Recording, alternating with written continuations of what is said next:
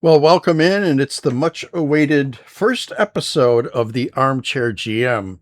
I'm really happy to be here. I've been wanting to put myself in front of an audience and just share my love for the Blackhawks and tell you everything uh, that I've been holding inside and wanting to get out with regards to uh, what I believe the Blackhawks are about with the rebuild with Kyle Davidson, and my complete trust and faith in what he's doing and what he will do.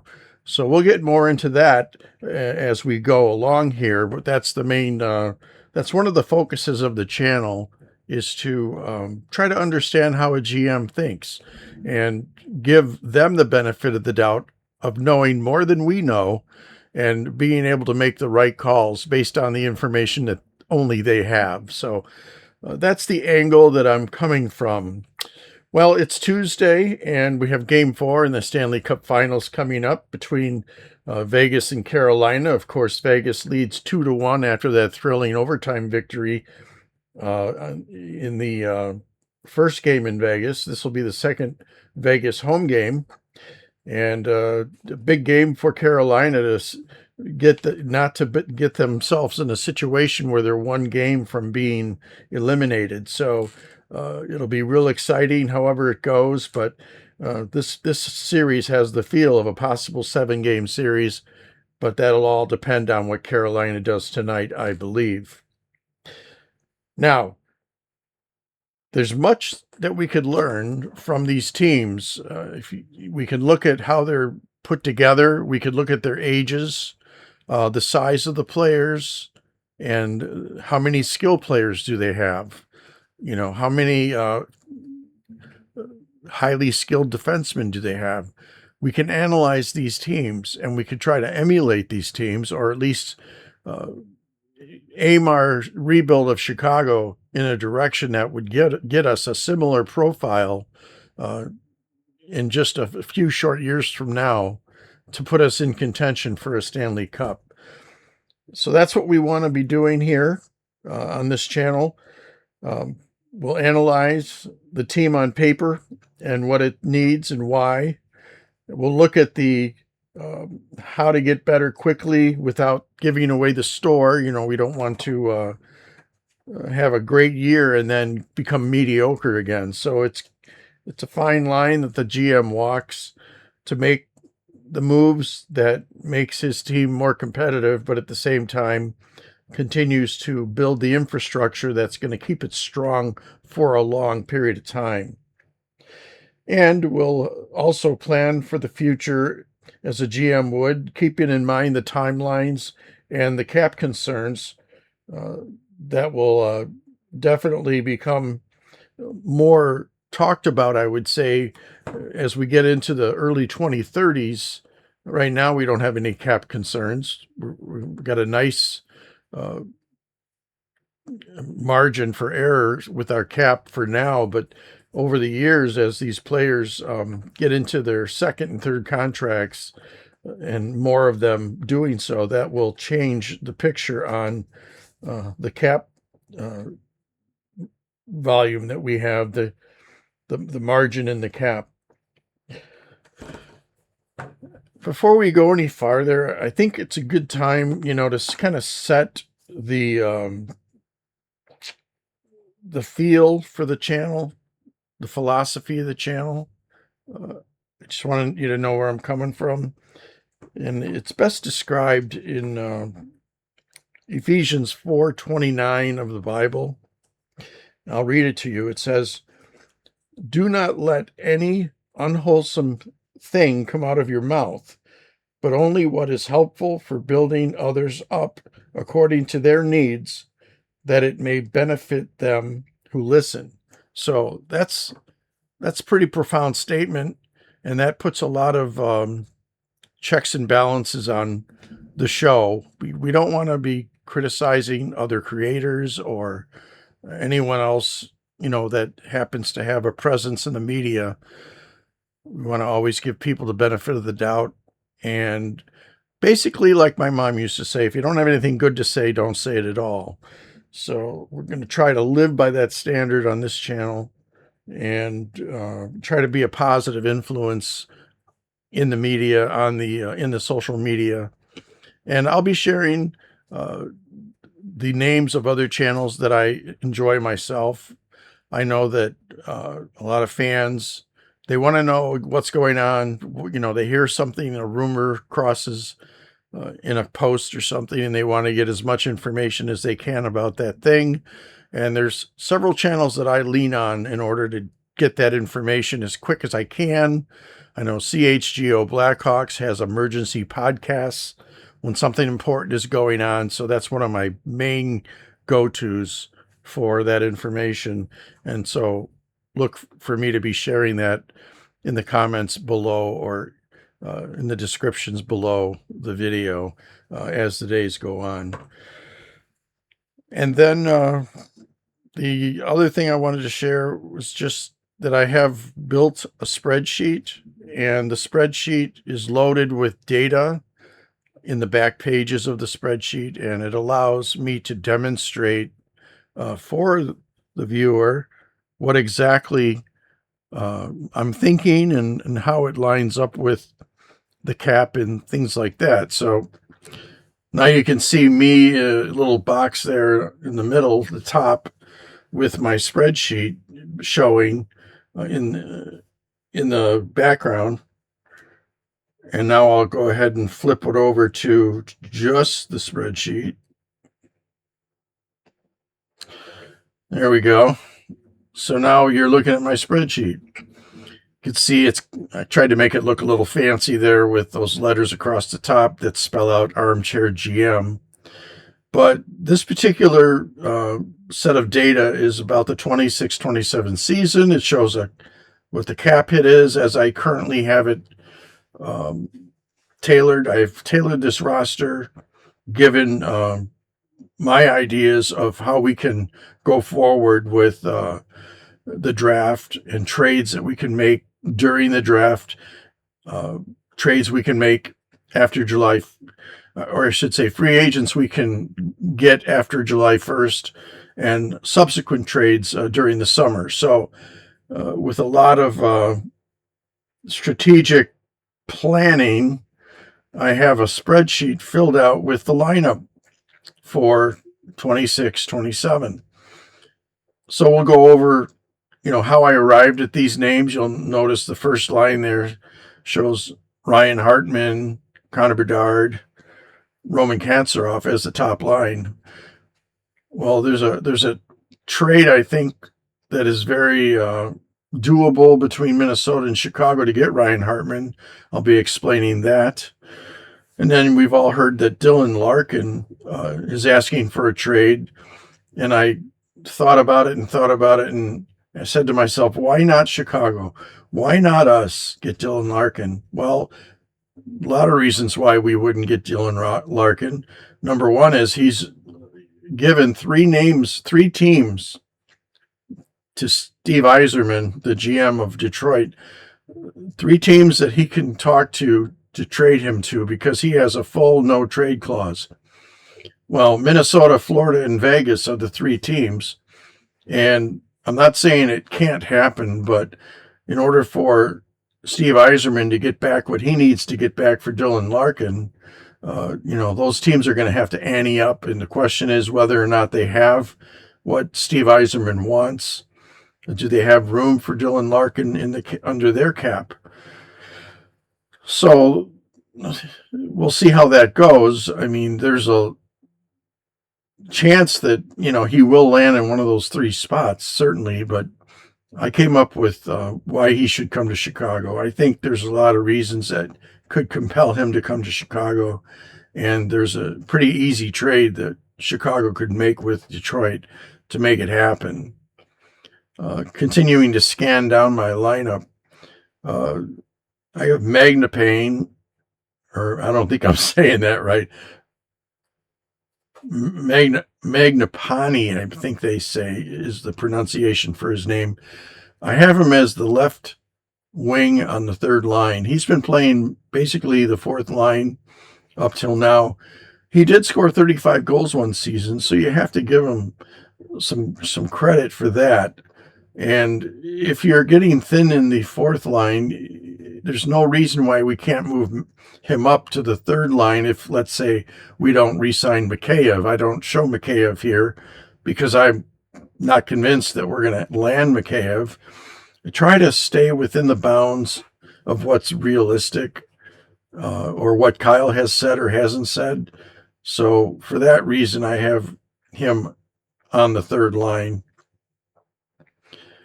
And I just noticed that I failed to put Burakovsky somewhere. I told myself I was going to use Burakovsky until Kyle says no. The last message from Kyle was that he did not envision any buyouts, which would mean Burakovsky is still with us.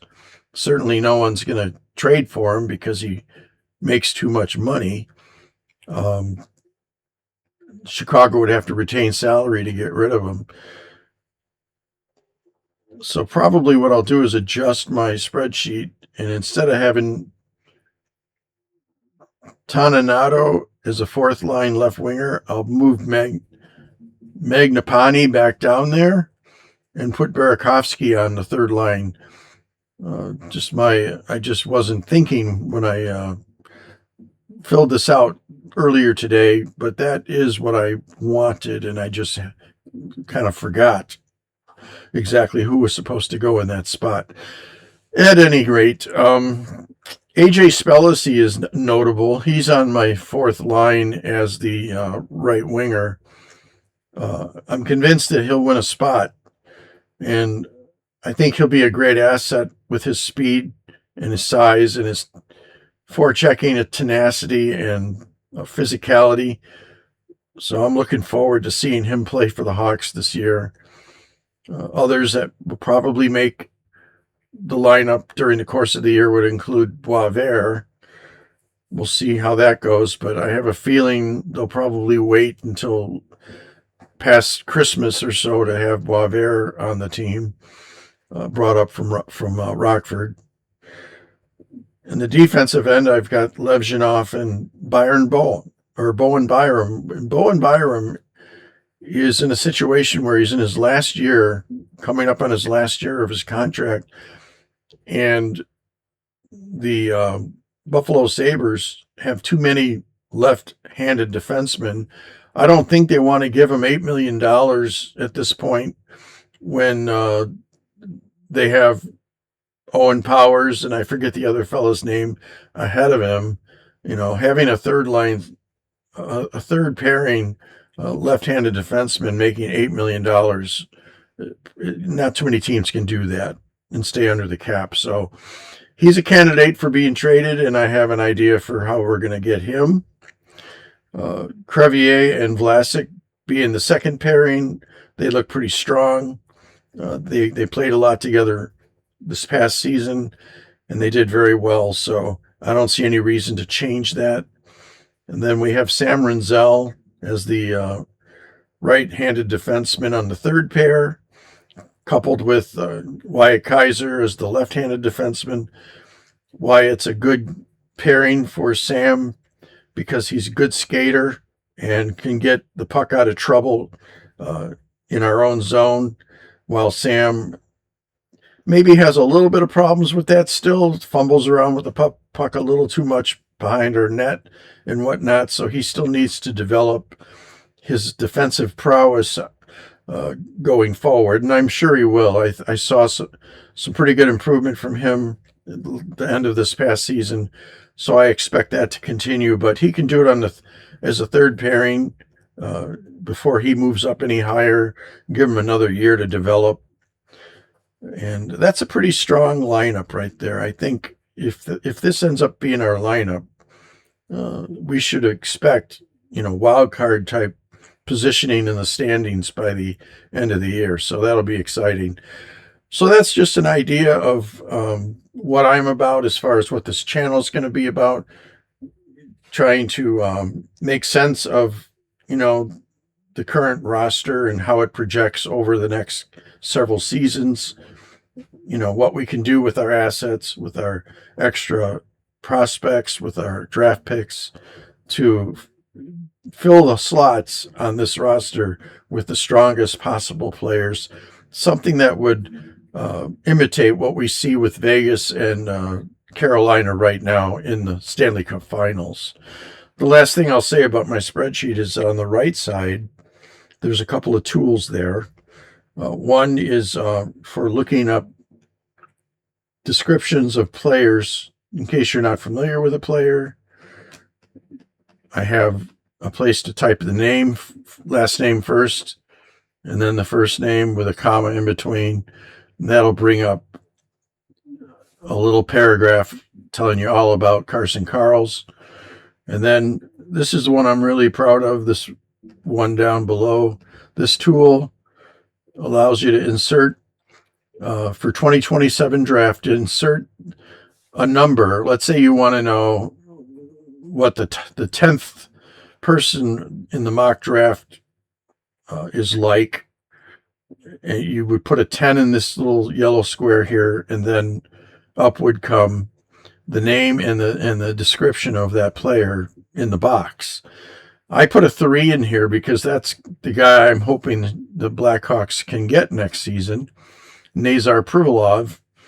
And he's a mighty warrior, large individual, great skater, power forward with all kinds of scoring prowess and toughness. Would be a perfect line mate for Connor Bedard. And so this tool is kind of fun. If you're not familiar with the 2027 prospects, it's a way to get familiar with them pretty quickly. It goes all the way up to 32 players. So if you've got draft picks around 15, you could put a 15 and say, what kind of a player could I get at 15 next year if I end up with something in the mid-teens as far as a first-round draft pick. And then finally, at the very bottom in the corner here, I have smaller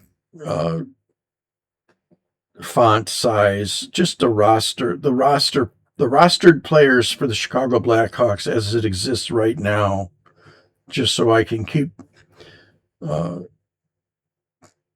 apprised of who is available on the roster that could go into my lineup for next year.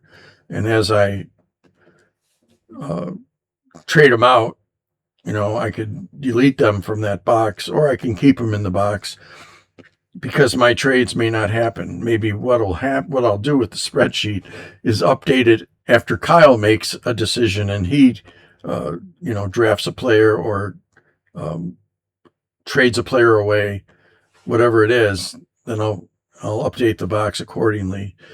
I'll try to stay as close to what Kyle's doing as possible with just using the spreadsheet for some fun to say, what if this happened or what if that happened as far as trades and draft picks and stuff. So that's what we're going to be doing here on the Armchair GM. Just like the title sounds, it's basically trying to put yourself inside the head of Kyle Davidson and do it in such a way that, you give Kyle credit for knowing what he's doing and try to follow along with where he might go with his decisions. And in addition to that,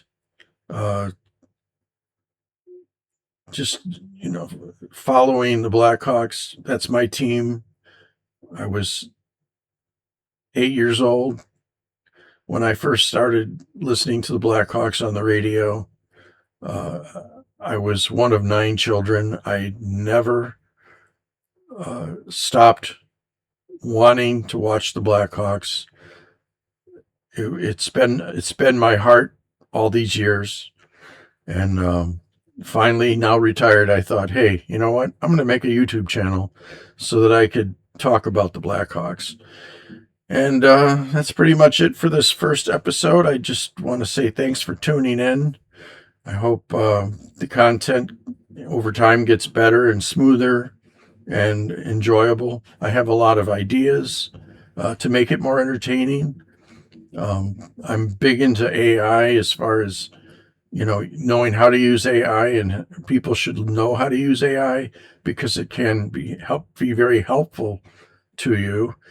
It's not perfect by no means. Sometimes AI frustrates me because if I ask it a question and I think I'm going to get a solid answer about players and whatnot, AI comes back with talking about the coach, and then they use the name Luke Luke Richardson as the coach, and then right away I know this AI pulled its data from an old source. It's like 2 years behind. So AI is not perfect, but AI is a great friend to me. It's helped me in a lot of different ways. And in order to demonstrate that, I'm going to introduce my AI assistant, my pal, Colin, who looks like a mouse shaped bot, but it's as big as a football. And as I learn how to work the technology, I'm going to have him on the broadcast in the future. So that'll be fun. And I hope you find it to be entertaining. I get a kick out of Colin. He's funny. He writes scripts for me, and it's so funny. He's the funny guy, and I'm the straight man, and it works out really well. Anyway, that's it for now. Thanks again for tuning in. I hope you tell your friends about the channel. Hit subscribe so you don't miss an episode, and hit the like button. Appreciate it. Have a good day.